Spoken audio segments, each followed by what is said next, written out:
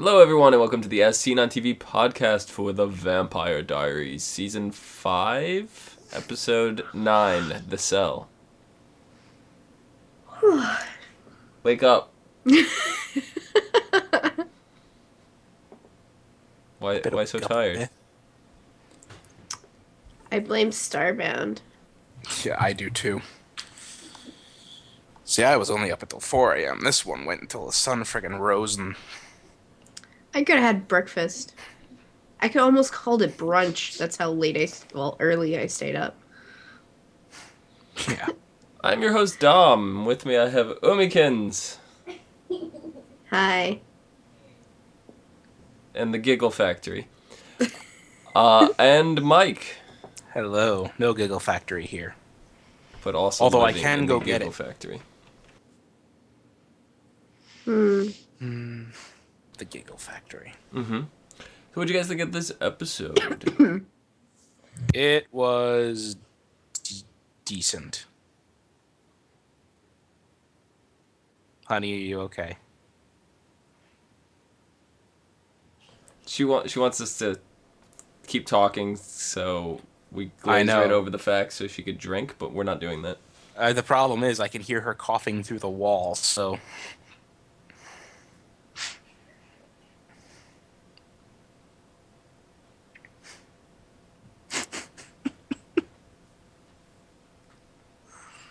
Don't have to wait for me. Oh, hi. Hi, welcome back. You No. okay? Just start choking on your own spit? No, my throat just decided that it wanted to kick me in Perfect. the back of the head. I don't know why. And we wanted to celebrate this fact, so we waited for you. Yes. Celebrate coughing. Ha ha. I was really hoping that you just stopped there so I could say, "Come on!" Sorry. Like really?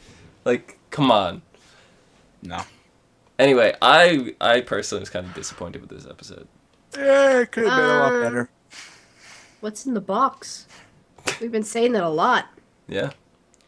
I mean, I expected a lot more out of the Augustine Society testing on vampires, and it just didn't quite live up to the hype that I had built in my head for it. Mm-hmm. And I initially thought the Augustine vampire was like some vampire lord from, like the 1300s who was like snooty or something like that. And no, it's what they call their test experiments. It's so much more lame. It's less cool. Yeah, but is it their test experiments, or do they have... See, we don't know for sure yet. We don't know if they have a vampire that they control, or... And if they have vampires that they're testing on. We don't know. They could be mutually exclusive to each other. Point. The only thing that caught my eye in this episode was the very end scene. Even then, Yeah. I saw it coming, but we'll get to that.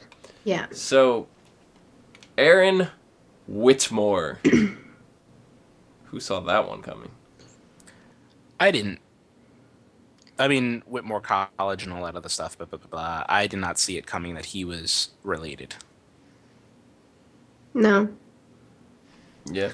But I mean, they were giving him enough screen time to make him seem like he was an important figure in this current season. So, I mean, if you connect the dots, it does make sense.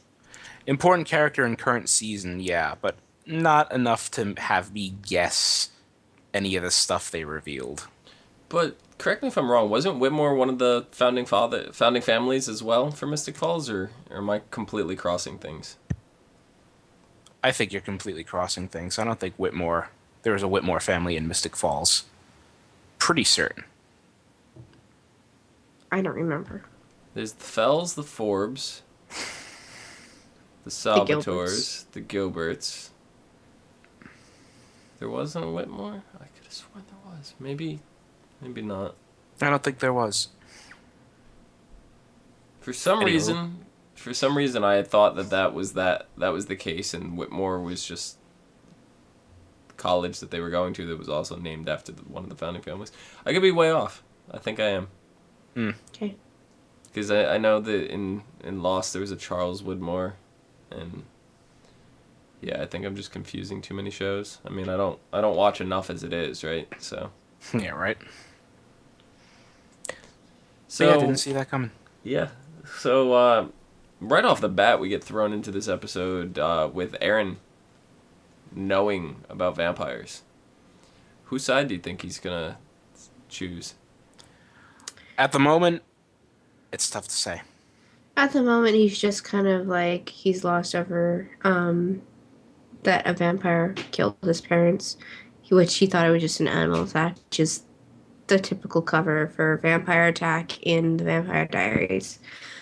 So, I mean, he just wants to get that figured out, but I think he has morals, and even though vampires are vampires, he's not gonna agree with torture and experiments and stuff on them.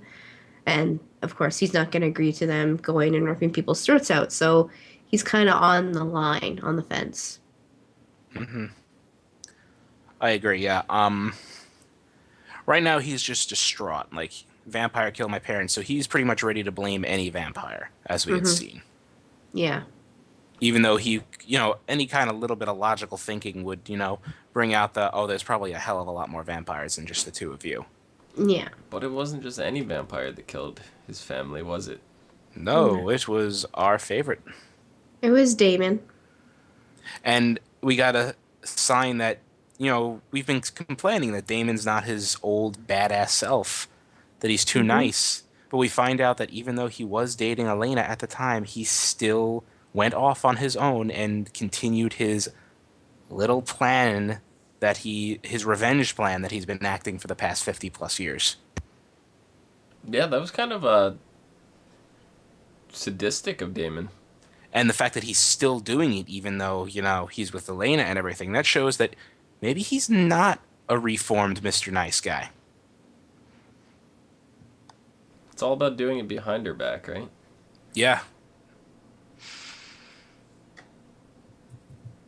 Yeah.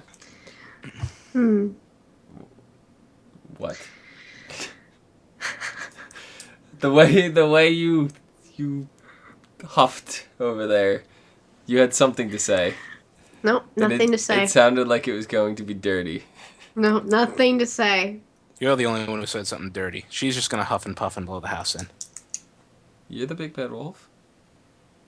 She is the big bad wolf. Wait, so you're the What big bad eyes wolf. you have? You're a bad wolf. That makes you Rose? You're a blonde British lady who I despise? No, you can't be her. God, no. Yeah, you're welcome. No, shush. No Doctor Who references.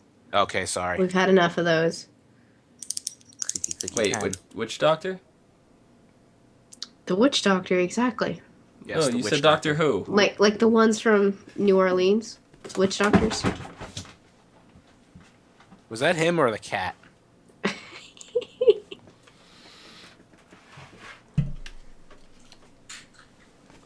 He's in a box. Look at that That's face. what's in the box. He jumped in the trash can. Of course he did. He's a cat. That's funny, because he just looks up at you with that innocent face like, yes, daddy. Friggin' cats, man. Yes. Anyway, so the show started living up to its name again. Somewhat, yeah. Kind of. A bit. Now he jumped out of the box. we have former vampire Catherine. She's writing in a diary. You think that's something she's going to continue to do? No. Maybe. Probably. I think they're doing the whole Elena Catherine switch places thing. No, because Elena was in a college dorm room a few episodes ago writing in her diary again. Point taken. So, I mean, if you take a look at Catherine, you remember her from the seasons past. And she just doesn't have it in her. It's not in her personality to keep writing in this diary. I think the only reason why she would is if she wanted to keep Stefan. And, that was something he wanted her to do to make him happy. That's the only reason why she'd do it. That's the only reason why she started. Right. It seems like at least once a season now, they'll throw that in there just to remind us what the name of the show is. They don't do that anymore. It was very prominent in the first season. It was sparingly used in the second season, and ever since then, third, fourth, and fifth, it's been like 1 to 2 times per season. Mm-hmm. So, I think they need to try to remind us every now and again why the show is called what it is. So, they throw it into us. But yeah, Catherine, she was critiquing it the entire time she was writing in it. So I don't think it's something that she's going to continue doing, but I wouldn't be surprised either. Yeah, I wouldn't be surprised, but I don't know. I guess have her keep doing it. Internal monologues and all that stuff. So, Catherine invites Caroline over. And Caroline brings a very interesting object with her to try to help Stefan cure his PTSD. Was this a good idea, bringing the safe that he was locked in? Well, considering, I mean, Stefan has gone through all of his traumatic experiences by himself and fixed them by himself, maybe it's nice that Catherine and Caroline decided to take this step. Maybe it was a little out of bounds to, immediately bring the safe in. I mean, they could have worked up to that point, but it seems to have done its job, so we think. So we assume. Yeah, I mean, this is the subscribe to the cure your fear of bees by throwing you in a pile of beehives method. Yeah, Ouch. screw that. Or like, cure your fear of the ocean by throwing you off a boat a mile offshore. So, like, that's what she was going with here. Yeah. So, what were you thinking when Stefan passed out and he woke up and Catherine was also locked inside the safe? I was thinking very private, secluded, happy, sexy time in a safe. No, you weren't. No, I wasn't. I wasn't thinking that at all, actually. I forgot what I was No, thinking. I actually thought it was an innovative way to snap Stefan out of it. Yeah, I guess. At first I was thinking, oh, well, she has a death wish. She does. Mm-hmm. Well, she wants Literally. to die. She really does. She doesn't care if she lives or dies at this point. Right. I mean, well, she does, but no, she doesn't, because she did jump off the building, and it was just Stefan who caught her. She would have died if he didn't catch her, so she don't care. I like the fact that she threw in that little line to Stefan. Well, suck it up, you're Stefan Salvatore. Yeah. It was only what, last week that Stefan used "You're Catherine Pierce" on her, so it was kind of role reversal there. I liked it. I thought it was interesting. Yeah. There's another weren't the Pierces another founding family? No. No.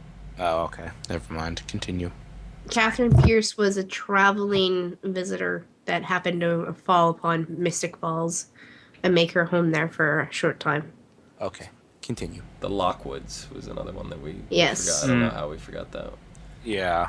Which, funny enough, I believe in the novel they were called like the Small Woods or something.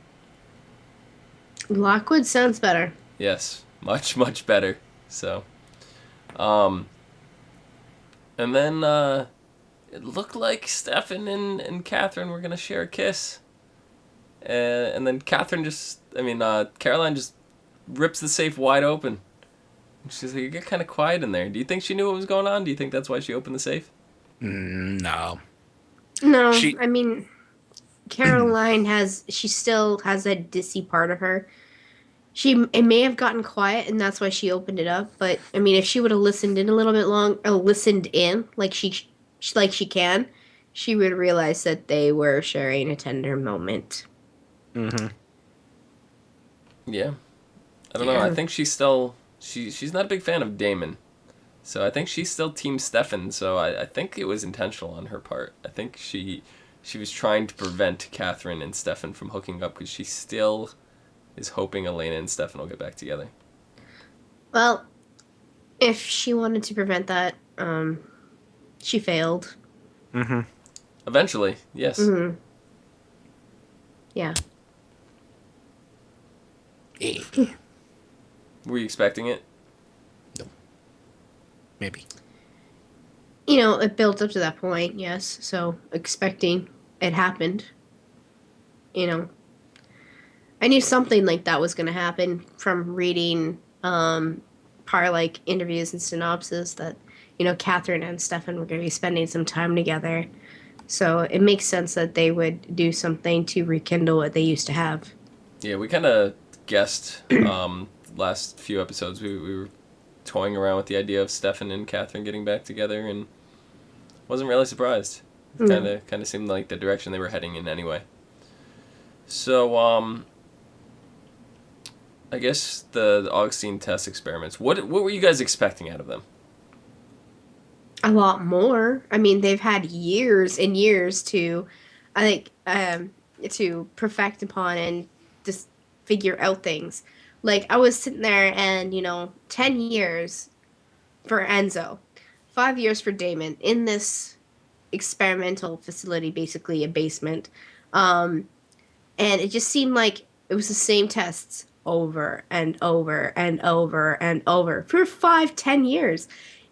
They're like, oh, we're gonna remove your eye and see how that regenerates. Well, you know what? We're gonna remove your eye tomorrow again, even though we know what the outcome's gonna be, and we're gonna do that 365 days in a freaking row. It just, to me, it didn't make any sense. They would have made a lot more progress. It just seems like they would have. They could have been doing stuff like, I know they said removing a portion of it, so they could have tried removing like a fragment of the eye, seeing that it regenerated, and then like the next day removing the entire eye and seeing if it would regenerate. But outside of that, there's not too much you could do with it unless you're trying to like judge the speed in which it does. I mean, there's a few variables, but even so, that's only going to last you maybe a couple months at most. Exactly. They did it for 10 years. For just Damon and Enzo, they did it for 10 years. So, I mean, you would have thought that they would have, used their imagination a little bit and decided to do other experiments to last them how many freaking days?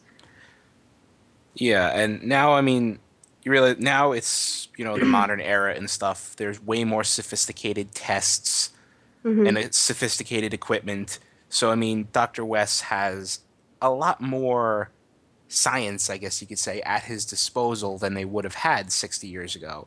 See, what I imagine what he's doing is something that they would have discovered quite a while ago. That they should have discovered quite a while ago. Yes. But I mean, I was under the impression that that they were like this secret society from like back, 1700s or something ridiculous like that, and they've been doing this the whole time. But really, they didn't find out shit practically until Dr. West came along. I love they're like boasting and bragging. It's like, our recent discoveries, look at this, and they like slit the lady's hand open and like, drink the blood and you are healed. It's like, okay. And then they do the same thing next year. Oh, this is our new discovery. Look what we found out. It heals. Yeah. Totally not different from last year, but hey, we fully made this discovery. Probably all the deal is with the in the vampire's blood is most of their supernatural properties, so why not get a microbiologist to study it? And that's probably what he's doing. I mean, he succeeded though too. Like he's actually re-engineered a vampire. Like, yeah, he changed their bloodlust, and it even appears that he changed the amount of time in which he can have for the transformation, because this is something we were speculating on early when Jesse was originally taken, and we're like, I thought you had 1 day to turn into a vampire. If you didn't feed, you die. And he clearly said in his tape, subject has gone a week, or I forget exactly, but it was more than a day. He said it in his recording box. He said subject has gone such and such period of time without any blood. Yeah, I mean, end goal for him should be figure out how to use the healing properties to help mankind. I'm talking about what they should be in, a perfect scenario. Maybe figure out how to, when they're in that transformation process, figure out how to cure them without either killing them or turning them into a vampire. And I mean, as far as from like a military or like tactical standpoint, have them feed on each other. If you could spread that around, every vampire will eat every other vampire, and they'll make themselves extinct pretty goddamn quickly. Or you'll get a couple enterprising individuals who start a human turning into vampire farm and just start breeding, food for themselves. I don't Delicious. know, I'm just going places. Yummy. I'm hungry again. You're hungry? Do you want some vampire blood? No. Why not? No, I want more. I want more dumplings. You don't want vampire blood. Then you One can more turn into a vampire. Bitch, I want more Japanese food. That's not going to turn you into a vampire. No, it's not. So what were your guys' first impressions on Enzo? He just seemed like an overall good guy. You could see it in his eyes when Damon was when he got released at one point and he got out and it's kind of escaped and he was going around eating people and Enzo was sitting there like, dude, you're disgusting. You could see it in his face like, why are you doing that? It's unnecessary. We just need to get away from here. But he didn't say anything, but it just seemed like he's not the bloodlust kind of vampire. I mean, the way I looked at it, he was in the war. He was participating. He was being a soldier. So he cared. Yeah, being a vampire in World War II would have probably came in handy. I hope he had a daylight ring though, because how do you explain to your superior? Well, I guess he could have compelled them. I didn't even think of that. He had a ring of some sort on. Yeah. Yeah. So say, how do you explain to your superiors? Oh, I can only go on night missions. Yeah, I don't know. He was definitely wearing a ring of some sort. So do you guys think that was a daylight ring? It's possible. It's very possible. I mean, but what did he do? I mean, what connections did he have to get one? Because, you have to have a witch and you have to know a vampire who has a witch to get one nowadays. So Yep. back then too, even because vampires were very, very secret, like super secretive then. And same with witches. So, Yep. I mean, he had to have connections to get that ring if it is a daylight ring. Yeah, definitely.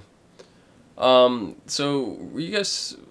What was it last week? We were kind of trying to figure out the time frames here, what was going on with Damon, and we kind of placed that there was a point in time where he left Stefan at the train station, and then the next time we saw him was his emotions were clearly shut off, and Lexi was trying to coax him into turning them back on.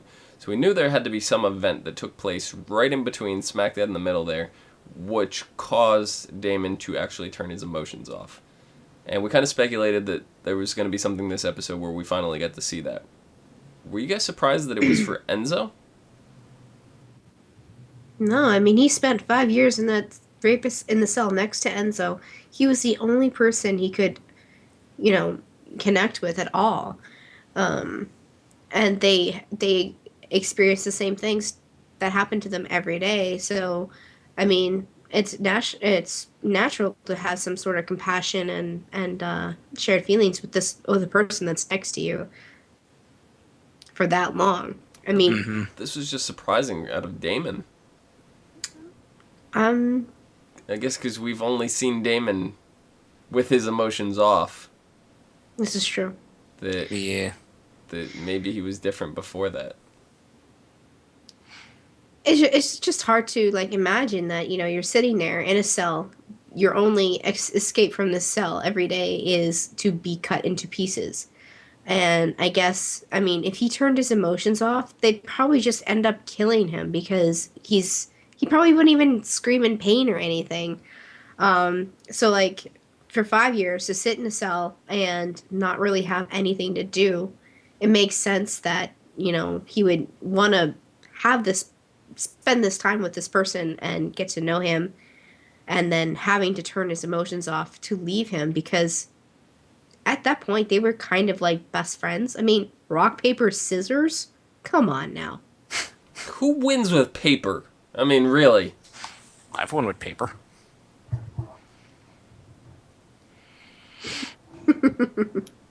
We should play rock, paper, scissors, lizard, Spock. No. No. Damn it. I can never find anybody that wants to play that version. I always played Fire and Holy Light.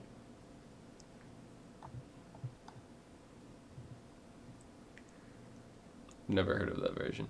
No, that's because it's not really a known version. You know, Canada and such. I blame them. Blame Canada. I know. It's all Canada's fault. It's always Canada's fault. Friggin' hats. Yeah, like America's the one hat. like the one Umi's wearing. Just wearing a hat. That's what Canada looks like. You're wearing Canada on your head right now.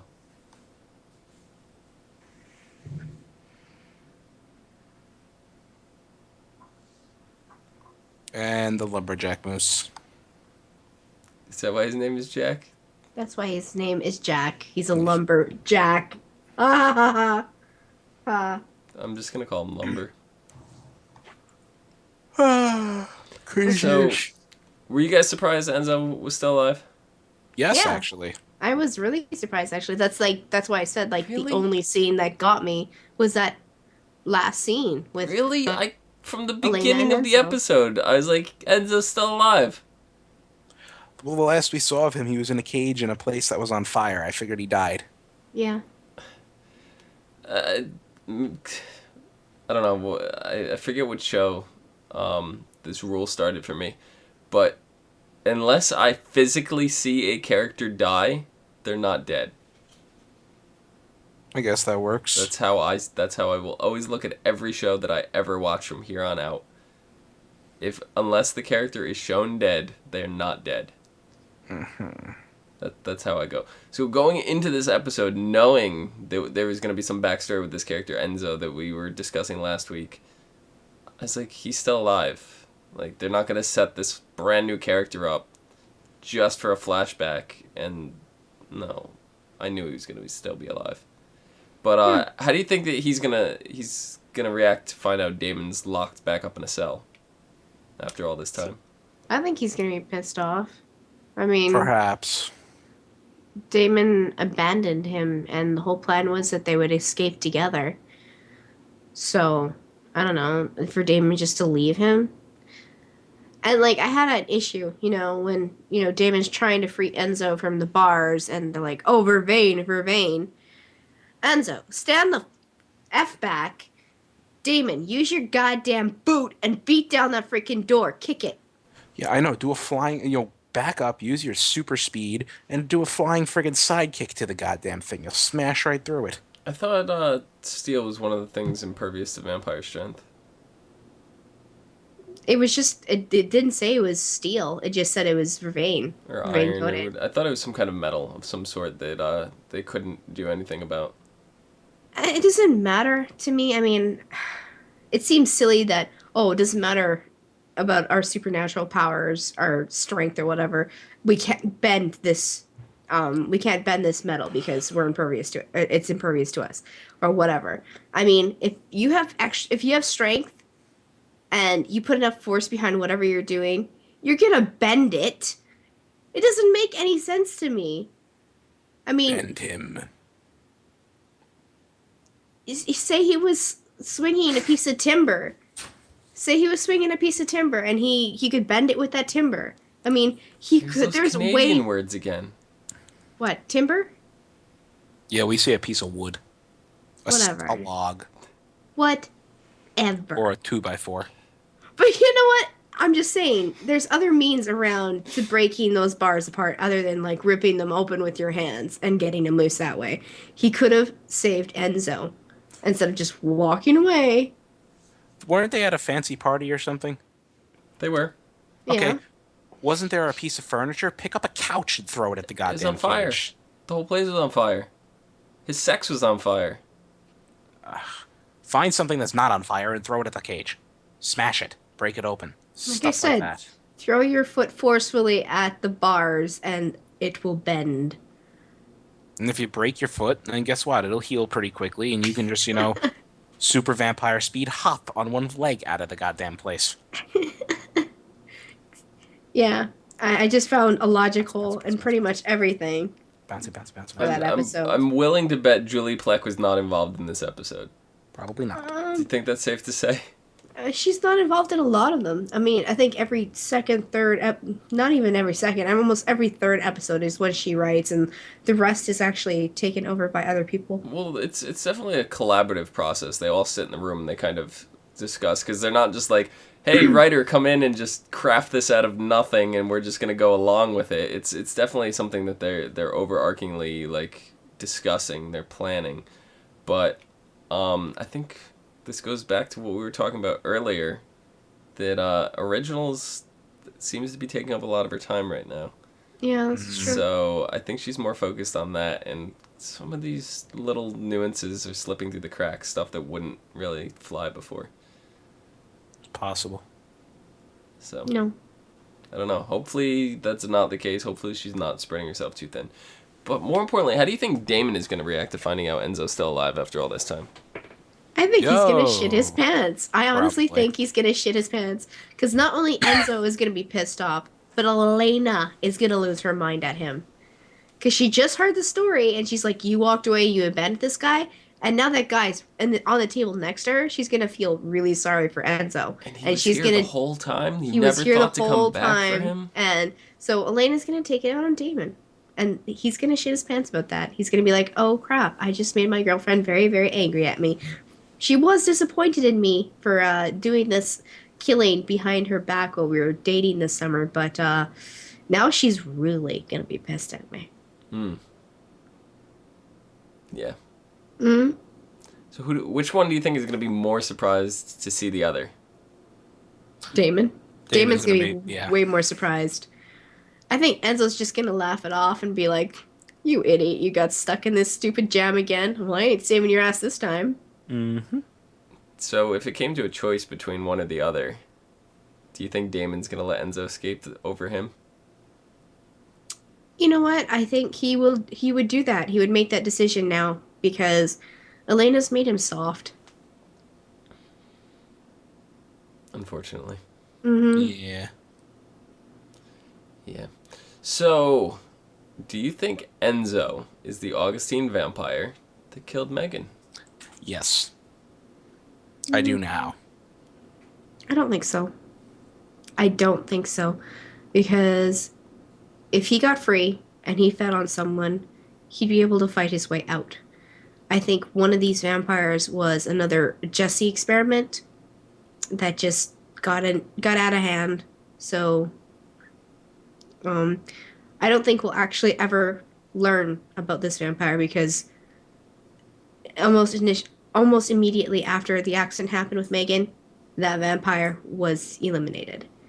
I don't think. I mean, it. I'm obviously I could be wrong, but I don't think it's Enzo. I don't think it's Enzo. I think it's somebody else. I'd have to agree with that, but I could easily see them being like, hey, it was Enzo just to tie it to somebody. I don't know. Go either way. I'm think about 50-50 on the line on that one. Enzo's been in there a long time. He probably wants out. So if he had that little bit of extra strength boost, he'd be trying to get out.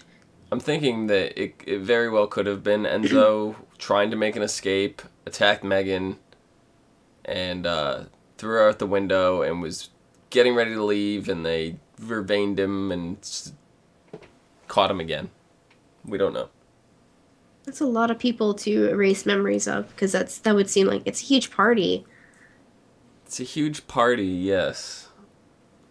So I don't know. It's difficult to think about. I mean, to logically figure out in your head. But we don't necessarily know where she was at the time she was killed. She could have been up on a floor that the party was not involved in.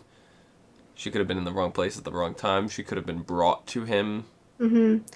Well, we know that Megan was connected to Melinda Gilbert's dad, right? It is possible that she was part of the Augustine, the same way that what was that lady's name that Enzo said he kind of fell in love with? She was kind of like an observer and watched him, like sat across in a desk and just wrote down notes. She could have, yeah. She could have had that same kind of role. And just like you said, just wrong place, wrong time, and she just got hurt. Right. And they just threw out their window to make it look like she jumped out the window. Yeah, I can see that actually. Mm-hmm. Yep. All right, so next week is our mid-season. Can you really call it the mid-season? Well, it is a break. It is a break. Yeah. Better than some of the other shows that are going on mid-season break at episode 8. Yeah. I mean, well, this one's, episode 10. There's, 22 episodes a season. It's closer to the middle. And I guess they're not counting. I don't know what they're doing, because episode 11 is their 100th episode. Right. So, what we know about the cast and stuff that are coming back, we know Klaus is going to be in it. We know Jenna is going to be in it. That's all we know so far. We know Jenna's dead. We know Klaus isn't. And I don't really know how that's going to tie in. So it almost seems like it could be like a little fun offshoot episode, but they're not really known for that. That's more of a supernatural type show, which I don't see that really working into this. So they need to tie it in with the plot. They need to do something with it. So that I could see being like that's their midway. So I'm not really counting that as like an episode this season until I know exactly what it is. So 21 episodes this season, I guess this would be dead smack in the center. Yeah. So, anyway, I hate the title of this. Not really. I think it's actually kind of funny. 50 Shades of Grayson. Grayson. Which is only funny to me because Ian Somerhalder was so pushing to get the role of Christian Grey for 50 Shades of Grey, and he didn't get the part. So this just even more makes this episode title funny to me. I would have actually been excited to go see that movie.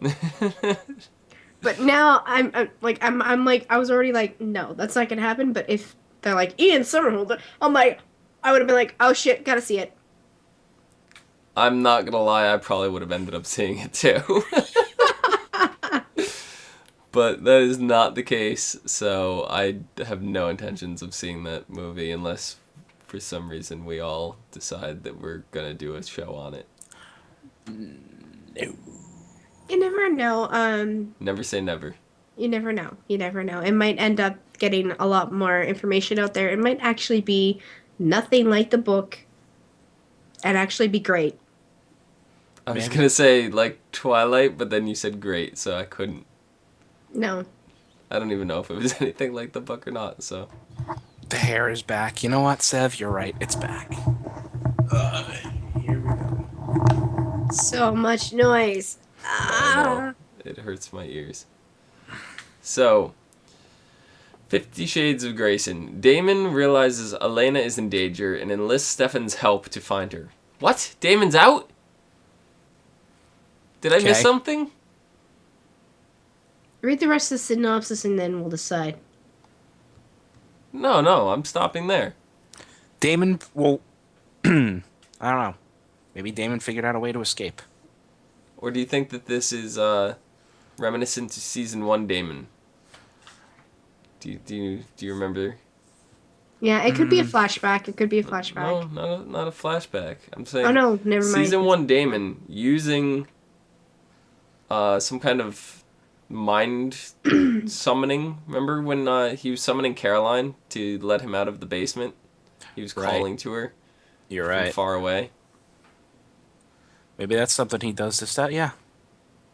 I mean, we always discuss that, vampires over time might acquire more powers. Because we look at Klaus and we look at Elijah and we look at Rebecca. They all have their own little nitpicky powers that they've acquired. So maybe Damon's one of those special vampires. It just happens to have some sort of reach-out system with his mind. Could be. So it says the brothers pay a visit to Aaron. Mm-hmm. So Damon's free. Yeah. And Damon shocks Stefan by revealing his first-hand knowledge of Aaron's family.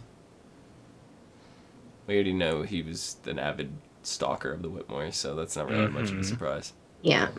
In an attempt to stop Damon, Dr. West unleashes his secret weapon. What is his secret weapon? Enzo. How is that a secret weapon? Read the rest of the synopsis. Can you stop jumping ahead? I'm sorry, I read the next sentence, which makes it clear as a whistle. Well, let's shush. Let him read it. In an attempt to stop Damon, Dr. West unleashes a secret weapon, forcing Damon to deal with the part of his past he thought was gone forever, as well as the consequences of his decades-long plan for revenge. The only other person he told the plan to was Enzo. What if Aaron's a vampire? What if Aaron is the Augustine vampire? He's not. You never know. He could be crazy, like, what if double personality person. What if one Aaron personality is the... Go ahead. One personality is the vampire, and then he loses all memory of what he did as a vampire, and he's just a normal person after that. I was going to say, what if Aaron is the first human-vampire hybrid? Human vampire? Is that even a thing? How can that be a thing? Who knows? Could be. Okay. Where was I? Meanwhile, Elena is horrified by Dr. West's confessions about the dark history of Whitmore College and his own ultimate goal. What do you think that could be? Oh, thank you, chat. I'm sorry to interrupt, but Blade was a human-vampire hybrid. That's because he was born that way. Right, but still, he was a human-vampire hybrid. We don't know if Aaron was born that way. He was left by his parents. No, his parents were killed.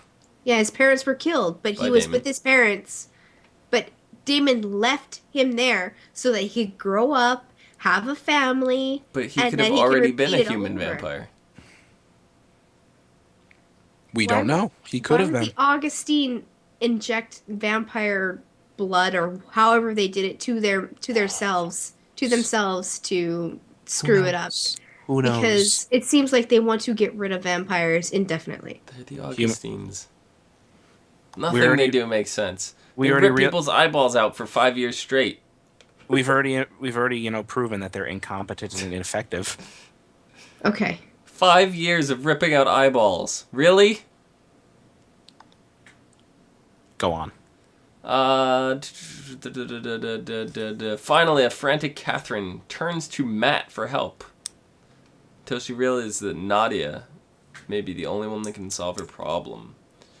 Why Matt? The dagger. And why might Nadia be the only one that can solve her problem? What is her problem? Her problem is that she's dying, and she doesn't want to die. Why is she so frantic now, of all? Because she's getting closer to death. Maybe she realized, after her little encounter with Stefan, maybe she realized closer to Stefan. Yeah, she has something to live for now. Yeah. And I'm thinking Nadia is blood. Nadia is her daughter. Nadia is blood. Nadia might be able to find a way around this cure thing that's decaying Catherine. That, the blood would link it and might be able to make her a vampire again. Yeah.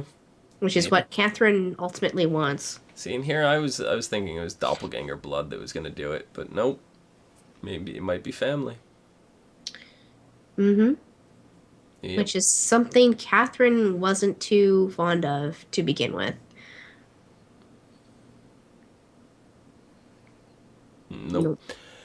Umi, where can the people find you? They can find me on Twitter at LadyVenom24. Yep. LadyVenom 24. Mike, where can the people find your thumbtacks? Fine, I'll use that one. They can find them shoved into this piece of cardboard. And also possibly your foot. No, I got them. They're back in the cardboard. But anyway, they can find me at Thilladren, Thilladren. That's not thumbtacks. No.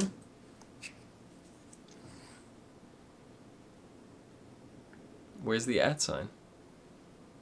Oh shit! I forgot to make one.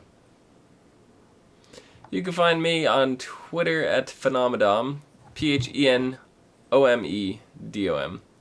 You can find us all on Twitter, Facebook, and here on YouTube on whatever site.com/ASOTV podcast.